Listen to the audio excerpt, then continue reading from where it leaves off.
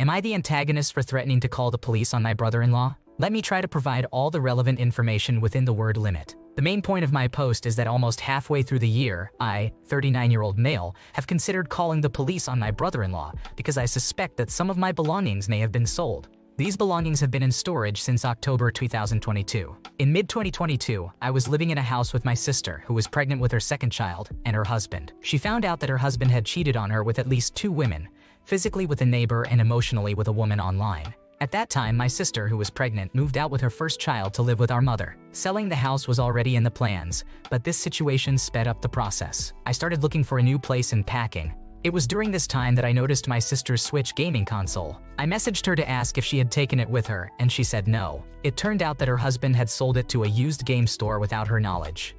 His story changed twice when he was caught in the lie. This Switch was a birthday gift from me to my sister a few years back. In October 2022, I suffered from an embolism and had most of my large intestines removed, resulting in an ostomy bag. I was informed that my belongings were in storage. I lost a lot of muscle mass during that period.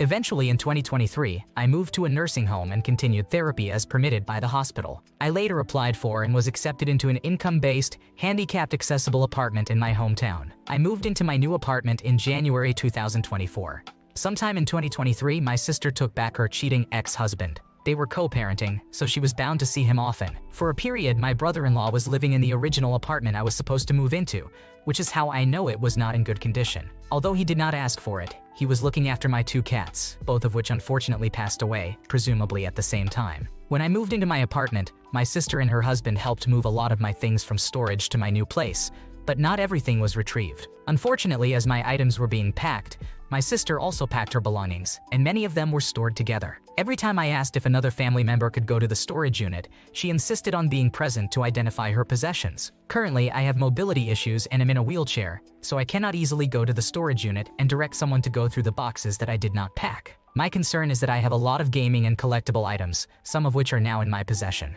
However, when I previously inquired, my sister mentioned that she could not guarantee that her husband had not sold some of my belongings. Unfortunately, after repeated inquiries, she has angrily stated that he has not sold anything. But I maintain that without seeing for myself, I cannot be certain. His past actions suggest otherwise. When I mentioned involving the police, she became very upset. Am I the asshole?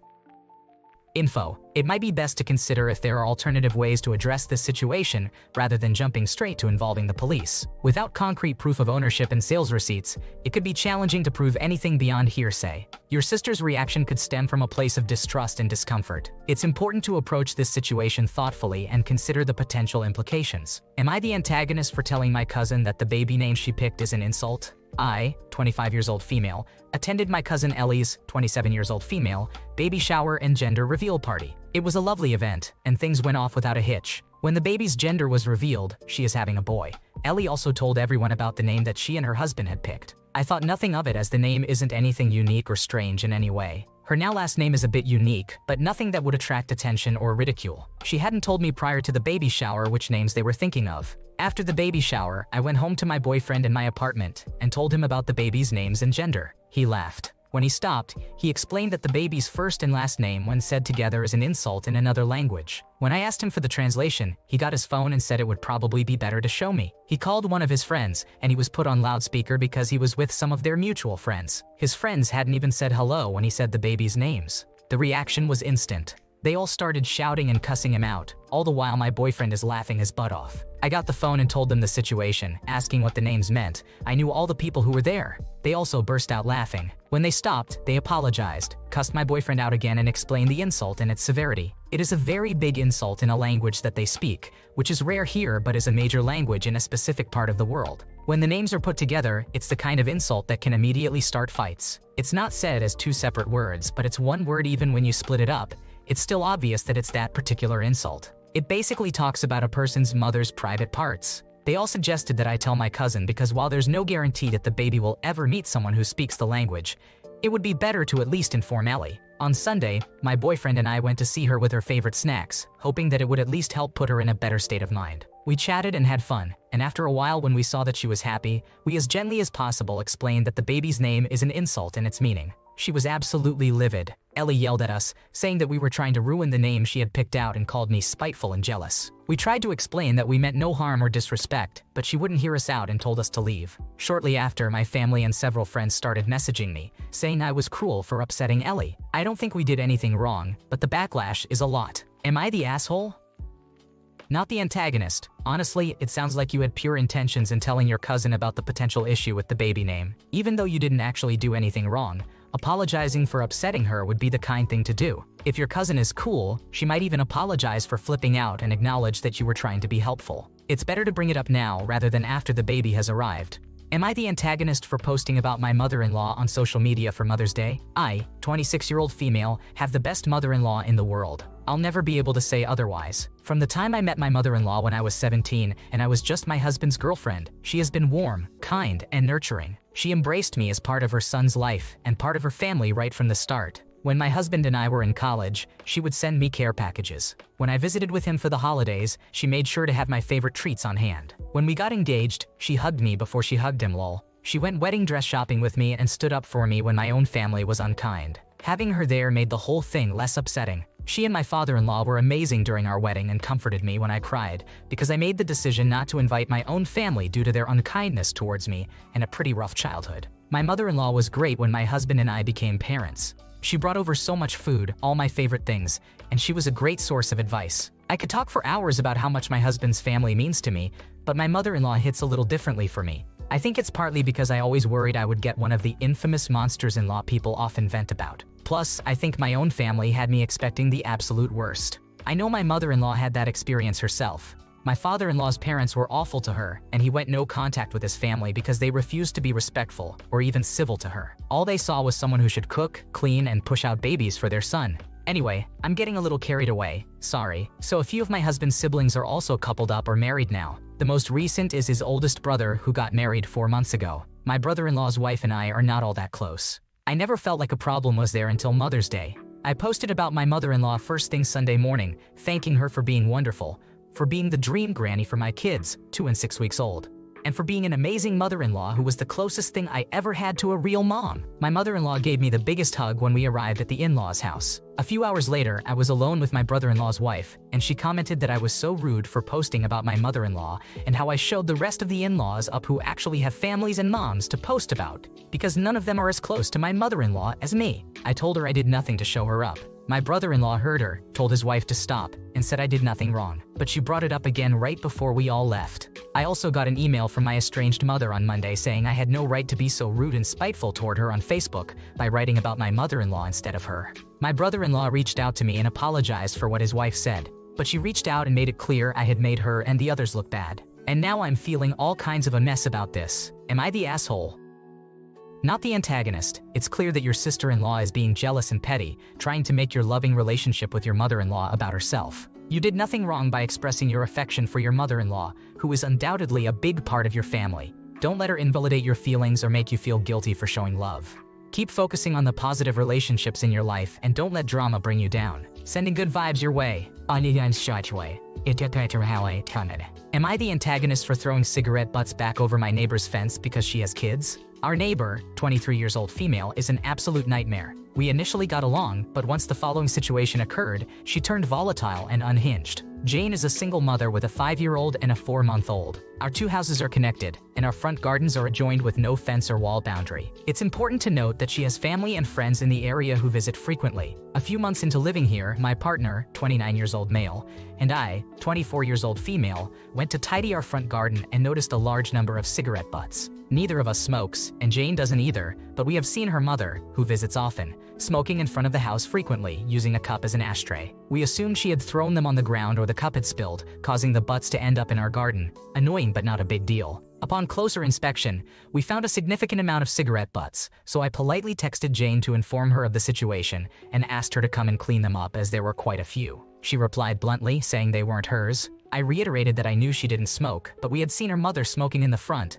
likely leading to the butts ending up in our garden due to the wind. She mentioned her mom only smoked in the back, but we had witnessed her smoking in the front. She then claimed her mom disposed of them down the drain, which is illegal where we live. I asked her to please come and clean them up, but she never responded. We didn't set a deadline, but after a week with no action taken, we contacted our local council for advice, in case it recurred, and they instructed us to take photos, bag the butts, count them, and return them to Jane. So that's what we did. We found 42 cigarette butts. My partner, I'm disabled, went outside to clean them up after a week. I was near him, and about halfway through, Jane left the house with a man and a stroller. They both stopped, stared at us, and then walked away. After finishing and documenting everything, we wrote 42 cigarette butts on the bag, sealed it in a Ziploc bag, and threw it over the back garden fence into their yard. A few hours later, Jane returned home, found the bag, took a picture, and messaged me saying, "Thanks for throwing these in my garden, knowing I have children." I pointed out that they were in a sealed bag and that originally they were scattered in her own garden where her child could have come across them. I also reminded her that I had asked her a week prior to clean them up. For further context, Jane has always been abusive to her children. We have heard and witnessed incidents, and we have consistently contacted CPS and other authorities. Her accusation that we don't care about her children is ironic because we have shown more concern for them than she has. I have had enough drama from this neighbor to write a whole book about it. So Reddit, am I the asshole in this situation? Not the antagonist. It's not like the baby is crawling out to the bag. If the 4-year-old finds it first, then that's on her. Maybe suggest putting the bag on her front porch and taking a photo of it as a reminder. Also, consider getting a camera facing where the butts are being dropped to have video evidence. You tried to handle the situation politely, but children that young should be supervised outside to prevent them from getting into someone else's trash. Am I the antagonist for not giving my friend a ride to their car every night? I have a friend and coworker, Aita, who chooses to park in our work's extended parking lot instead of the regular lot. It isn't very far by car, but it involves quite a lot of walking considering we work a rather physical job. We get off work late into the night, and it is not the safest area. It's actually the most dangerous county in the state. So I have elected to give her a ride to her car a few times since I worry about her. Now, Aita tends to follow me to my car, expecting me to give her rides to her car every night, never asking, just expecting. Eventually, it started bothering me, so the first thing I did was ask her why she parks so far. Her answer was, "There is never any parking closer." However, this is a blatant lie as we arrive at work nearly the same time every day, and I watch her pass a dozen spots on her way to the extended lot. I called this out as well as told her it just isn't safe to be walking so far by yourself this late at night and asked if she could just park closer. She blew me off, continuing to park far and follow me to my car each night. The final straw was yesterday after work. We were walking to my car with another close friend of ours who parked next to me. Our close friend asked who would be taking Aita to her car tonight, throwing out a playful game of rock, paper, scissors, and it set me off, and I guess I blew up. I told her I'm not driving Aita to her car anymore, and I'm tired of her safety being solely everyone else's responsibility. Sure, it hurts to say this, but I'm tired of feeling obligated to take her every night. Now, this is where I feel especially bad. Aita didn't take what I said very well and responded with, "I can't believe you. I gave you rides to and from work for weeks, and you can't give me a 2-minute ride to my car each night. Even on days you called out, I still came to pick you up. You're so selfish." Note, I did not have a car at the time. I did pay her for her services very well, and I let her know hours before our shift, so it was not possible for her to still come to my house. I honestly didn't know how to respond to this, but luckily our close friend calmed the situation by giving in and giving Aita the ride. I am no longer sure if I'm an asshole or not.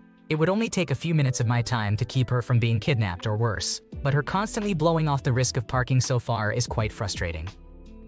Not the antagonist. It sounds like she's expecting a lot from you without considering your own time and convenience. Setting boundaries and reminding her of the shared responsibility in this situation is totally reasonable. It's important to prioritize your own needs and not feel obligated to cater to someone else's entitlement. Am I the antagonist for throwing my husband's salary in my brother's face after my brother insulted his career? I, a 27-year-old female, come from a family of white-collar career people. My dad, who is 60 years old, owns his own business, and my mom, who is 57 years old, is a pediatric surgeon. My older brother, who is 30 years old, is a lawyer and loves to boast about how much money he makes. He is always buying new watches and expensive suits. He also drives a Porsche and is engaged to what will be his third wife. I've always been more introverted than my brother and tend to fade into the background. I created and operate my own business and make a more than decent living. My husband is a master electrician, and he owns a very successful business, making more than 3 times what I do. We are a double income, no kids, dink, couple. However, we keep our income very low-key and don't spend money like my brother does. My parents are aware of how much my husband makes because we paid for their 35th wedding anniversary getaway,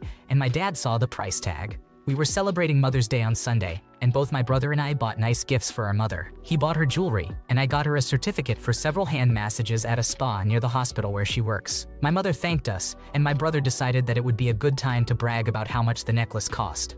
Looking at my husband and joking about how he could never afford to buy a necklace like the one he got my mother, insinuating that an electrician's wage couldn't cover such gifts. He continued in that manner until I had enough of him insulting my partner, who worked harder than my brother to achieve his success. I yelled at my brother to shut up, informing him that my husband easily makes twice what he does and that he should show more respect. "Mother's Day is about Mom, not you," were my exact words. After my brother left, soon after I confronted him, I apologized to my mom, and we went on to have a wonderful dinner, during which she shared embarrassing stories about me as a child. My husband thanked me for standing up for him, and my mom informed me that she had a lovely evening while we were on the phone the next day, sharing that she used part of the certificate money to have her wrists and fingers massaged after a 10-hour surgery. She expressed her happiness with my gift. My brother's fiancé sent me a series of texts criticizing me for embarrassing him in front of our parents and calling me names. I feel conflicted for causing drama, but I'm glad I stood up for my husband. Am I the asshole? Not the antagonist for standing up for your husband when he was being attacked. Your brother really messed up by saying those things, and he definitely owes an apology to everyone involved. It's clear he's the one with issues, especially if he has to brag about his success like that. Just remember, true success doesn't need constant validation. Thanks for watching. When you subscribe, make sure to hit the bell to turn on notifications so you never miss a video. To finish listening to all the stories, check out the playlist in the description.